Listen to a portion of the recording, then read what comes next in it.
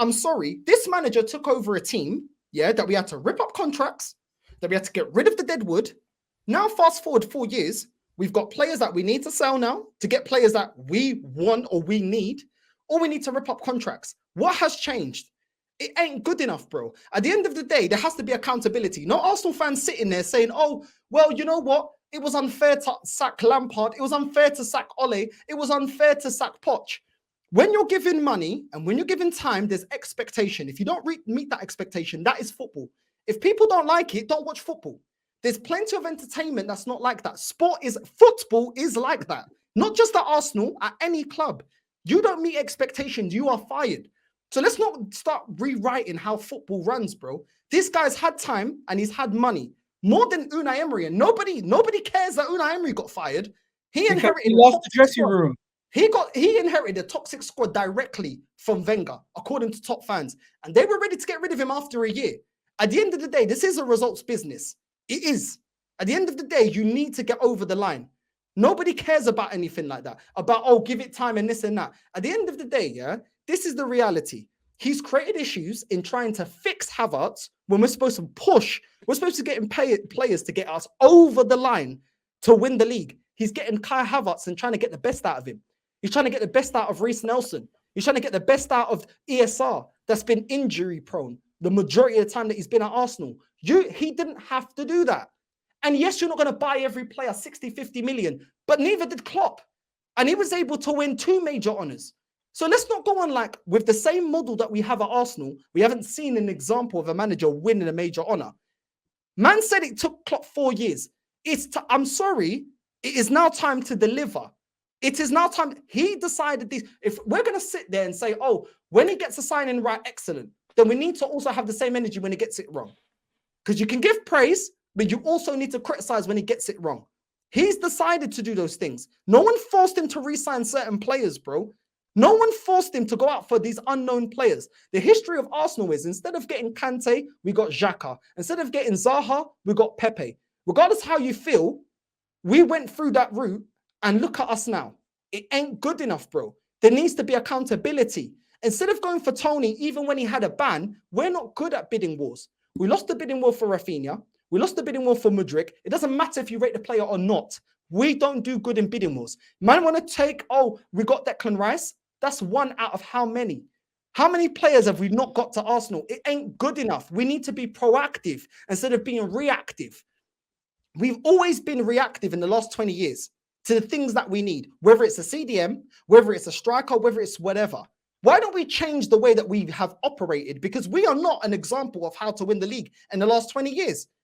But man, want to still stick to the same thing. It ain't worked. At the end of the day, you can give him as much praise, but when it don't work, you have to also criticize. We knew the bench wasn't strong enough. Why did he change it? Why didn't he change it? Because it's practically the same bench. The football last season was good. We needed other options off the bench. Why did he change that?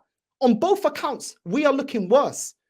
Why is he taking 18 minutes to make changes against certain teams when we're trying to win a game? When we're trying to win a game, he's bringing on these players that he doesn't trust, that barely gets any minutes to win us the game.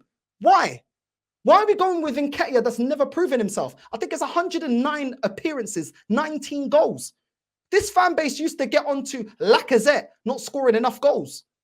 How much has Nketiah scored? It ain't good enough, bro. At the end of the day, he's made this decision. Now he's got a lie in it.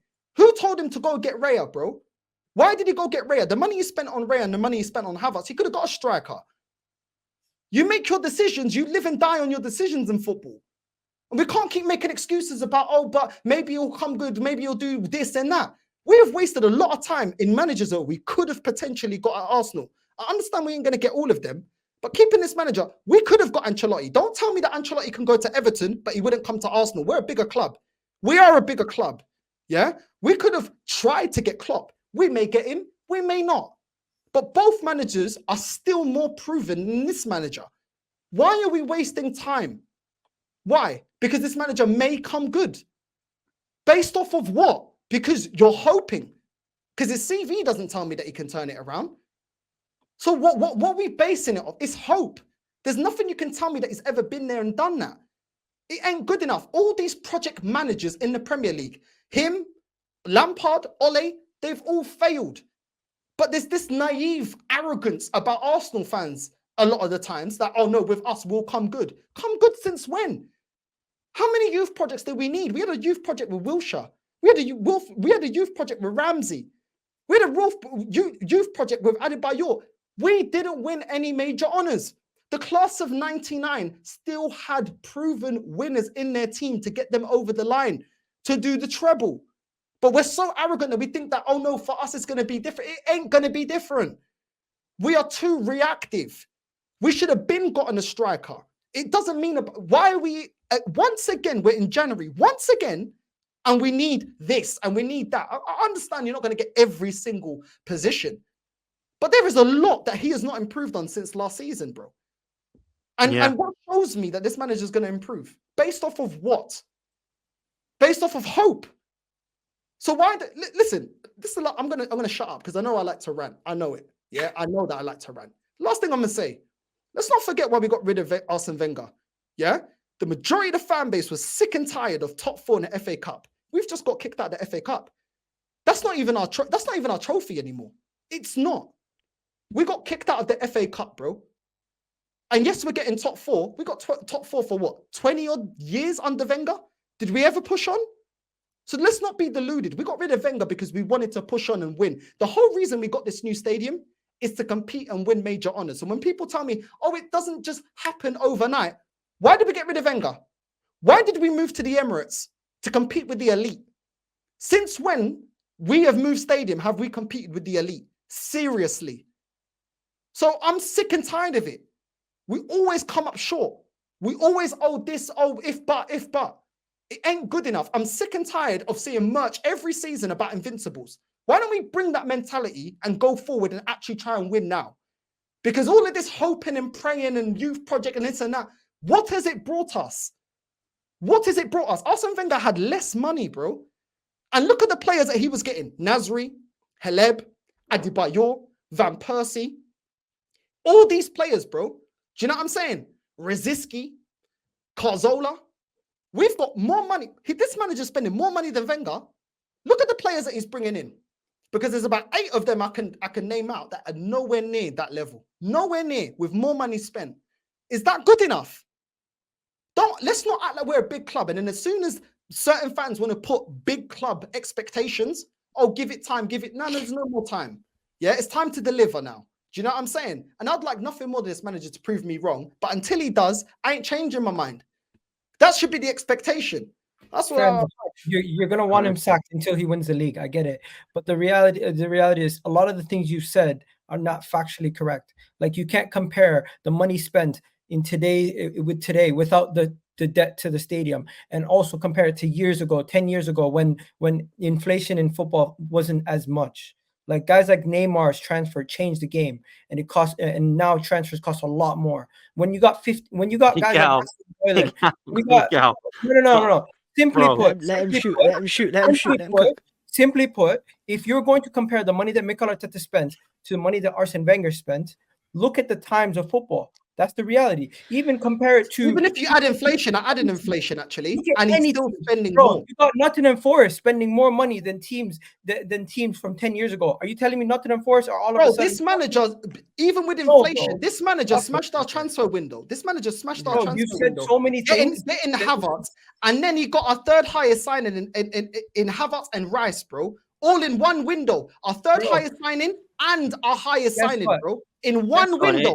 Do not tell me this manager's not spending money, bro. Guess what? This is what let it go land. Go on, Egal. Go on. When you have a squad where you need to sign 4 or 5 players, you need to allocate funds to numerous different players. But when you have a more complete team, you can go spend 100 million on a Declan Rice and add that big fish to your team. When you don't need to address 7 different positions, you can do that. And guess what? Even in those kind of situations, sometimes you can get things wrong, like Kai Havertz. I'm not here debating the Kai Havertz thing, but bro, you're all over the place. One second you're talking about 2012, now you're talking about this. The reality is you just compared Mikel Arteta's when he came in to the same team now. We're not in the same position. It took him 2 years to build the team to compete, And now that he's built the team to compete, you're saying get over the line. Yes, he has to get over the line, but he had to goddamn build the team for 2 years before he could even get them to this position. So yes, you said you might give him credit, but I haven't heard one word of credit. You discredited everything that he's done up until this point. I don't. Egal. I hear you saying. Can we just say 2 words? Manager. 1 second. I've got 2 words for you. I don't back this manager blindly. I just want to make this clear. I don't back this manager blindly, but from where we were to build up the squad to the position that we are competing for the league, that's the ambition that we want. All right.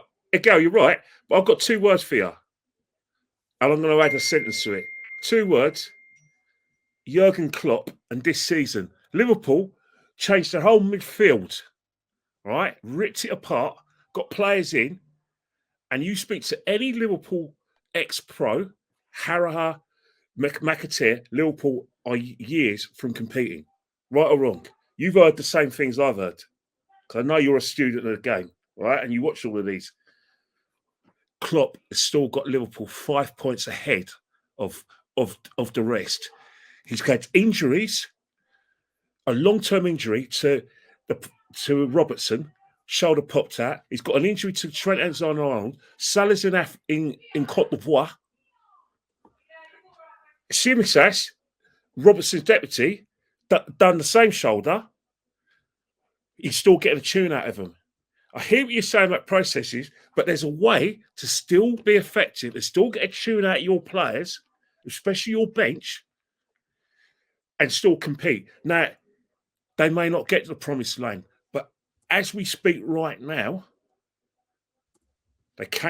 their depleted side came and done us in the FA Cup. They pulled our pants down. Yeah, we had the better chance. Yes, we had possession, but as you well know, better chance possession don't win your matches. They were still able to see that through. And you've got to compare it to the situation. All right, Klopp's got more experience, but when you talk about processes, there's everything you say about process is factual. But what we want alongside processes is some sort of progress. Right now, if you look at Liverpool now, with all the injuries they had, because I know you're going to mention injuries, every club gets them. Look at the difference. He's getting a tune out of his players. Klopp gets a tune out of players. Arteta confuses them. Like, there's multiple positions, bro, that he's created problems or not addressed the problems. And it's been too long for us to say, oh, but maybe he's going to do this, maybe he's going to do that. It ain't good enough. The reason we played the football that we played last season is because we don't have a focal point. We came up short. Why don't you go get a focal point? Why don't you go get a striker before this transfer window, before the season starts? You work on where you went light.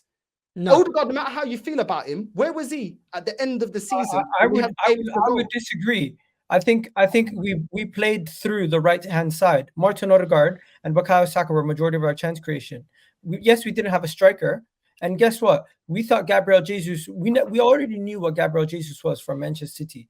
But if you're looking for a 20-goal-a-season striker, I do believe Mikel Arteta and the board are probably looking for that. But they're not just going to go sign anybody. They probably have exact profiles and quality of players that they're looking for, and they're not just going to go sign anybody, because we've done this before. We put ourselves in these holes before. Yeah, but when did Aubameyang leave, bro? Like, let's keep it real. This manager came from Man City. Let's not act like you don't know some of these players because you went in for them. Do you think this manager didn't know that Zinchenko was a liability defensively? He did know that because he was at You're City. looking at it wrong. You're looking at it the wrong way. Hold on a second. You get rid of your most lethal player, Arsenal football team that was part of a toxic squad. You don't replace that. You have multiple years to replace that. You go and get Jesus that you've seen at Man City is not a goal scorer and came out while he was on duty for Brazil saying that he's not a lethal goal scorer. Yeah. Then you go and get Zinchenko that you know defensively is a liability. Yeah. You know that. So why do you go and get these players? These are players that you've seen. These are players that you should know. These are players you know what their weaknesses and deficiencies are at Man City, but you go and get them and you don't address the fact that they're not great in certain aspects and making sure you've got other players in the team that are ready to pick up the slack where they're weakest at. Okay, that is not, I'm sorry, that's not good enough. 1 second.